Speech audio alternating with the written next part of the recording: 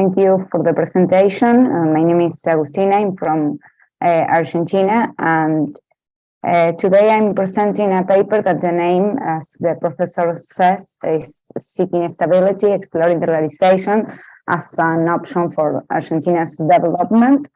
And the idea here is more or less to discuss different alternatives to stabilize the Argentine economy. Perhaps you know that we have a rate of inflation that is really high. We have more or less 10% annually of inflation, so it's a problem for us. And Argentina can grow 4 or 5 uninterrupted years, so there is a problem that we have to solve in order to achieve a sustained growth and product development. We need a strong, stable, and a competitive economy. So in 1971, Simon Kuznets, who was Nobel Prize in Economics, says that there are 4 kinds of countries. There is development countries, undeveloped countries, and Japan and Argentina. The case of Japan is because Japan did everything well. I mean, after the Second World War, Japan was in a catastrophic economic situation and had become the second economic power in the world. But the case of Argentina is that Argentina had followed exactly the opposite path. So Argentina was one of the 10 richest countries in the world at the end of 19th century, but its economy started to decline. So we try everything. I mean, here there are many stabilizations plan. There are more stabilizations plan that we try to put or to use to stabilize our economy and control inflation, but these plans have failed. And perhaps the only plan that has a successful was the convertibility plan, that it was from 1991 to 2001. And the convertibility was a currency bar regime where we fix by law at 1 peso per $1, sorry. So the law of the convertibility established that the monetary base had to be fully backed by international reserves. So here we have some macroeconomics indicators that is from 1983 to 1991. The first years is the return to our democracy in Argentina, and 1991 was when we started with the plan, with the convertibility plan, and we can reduce, here we can see the first year we can reduce inflation, and here we have some other years and period, and during this time, this plan, we have some months that we have the deflation. So it was really successful in terms to stabilize our economy and to decline and reduce our inflation. But it was only 10 years. So after that, we started with inflation again. And well, it's a problem that in Argentina we have, we have from the middle of 40 that started the inflation. Here we have a table that is Argentina inflation in a global context. I mean, in comparison with the world and the average with others' economy. And we have here several conclusions for this table. We can say that in relation with the rest of the world, Argentina inflation's rates have extremely high.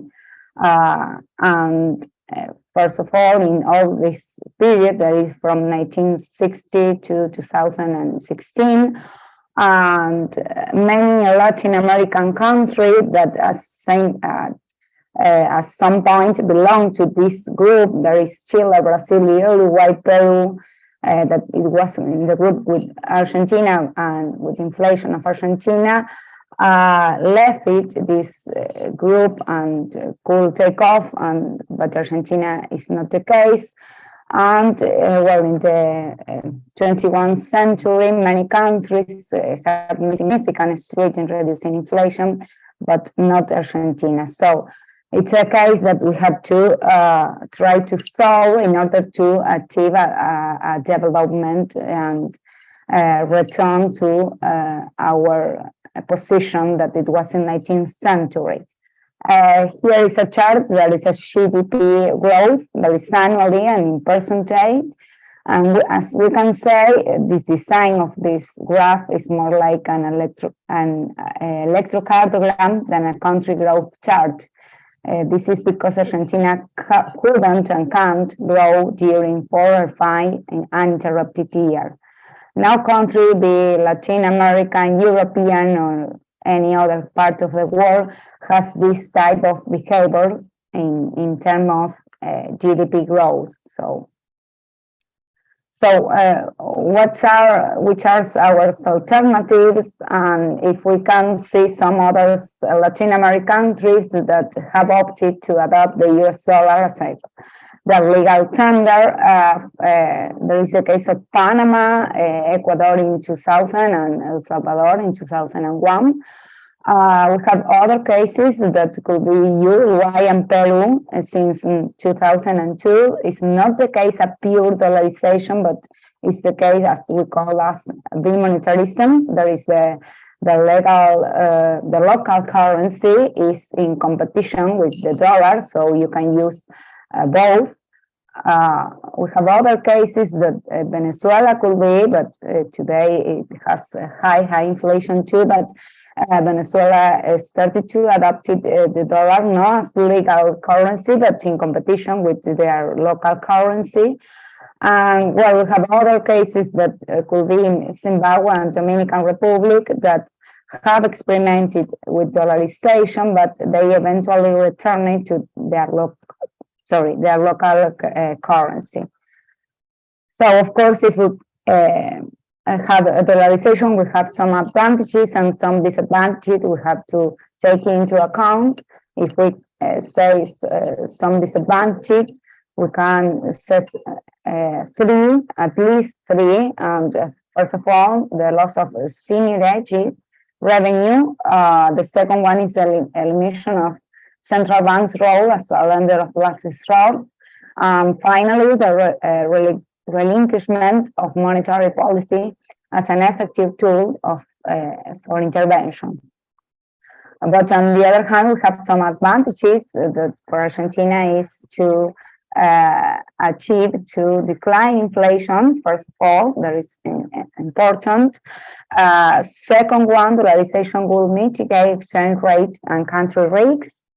And finally, and no more important, dollarization will foster greater confidence among individuals in their national currency. That is really important for us because we don't have confidence in our currency that actually is Argentine peso.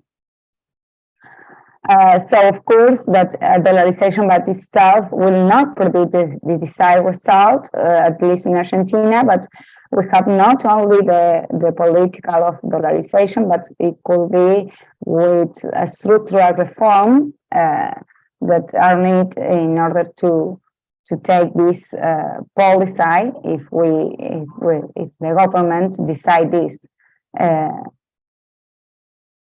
Okay, this is the first part of a qualitative method. Perhaps is the description and the situation of Argentina, and discuss the idea of one of other alternatives that is not a stabilization plans.